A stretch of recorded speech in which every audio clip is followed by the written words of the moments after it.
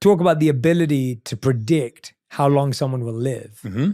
And that sounds fascinating and crazy at the same time. It does. How is that possible? Well, first of all, it's based on large data. And it wasn't me just looking at blood work and gene tests and saying, I can tell you how many more months you have left on Earth. But if we got in the industry that I was previously associated with, which was large life insurance, if we got 10 years of medical records on you and 10 years of demographic data, we could tell the insurance company how long you had to live to the month.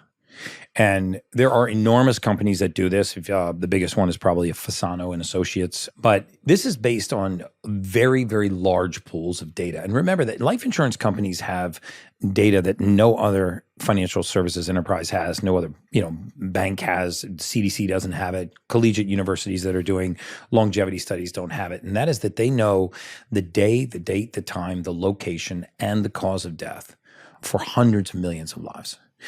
And they have blood work on these people. They have, very in-depth analytics on their demographic data. If you've ever applied for a large life insurance company or large life insurance policy, let's say $5 million, $10 million, $25 million policy, there was at some point somebody determining not where you were on an actuarial curve, but your specific mortality.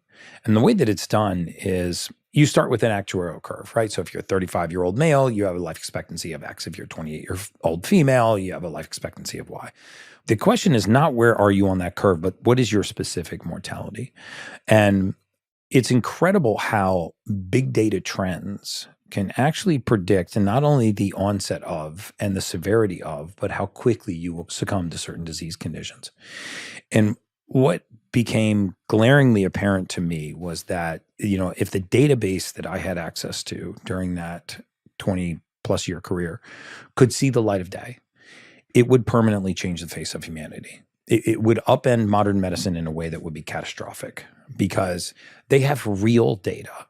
So if you went to your cardiologist, for example, and he put some heart stents in your heart and you left his office, you may or may not ever see him again.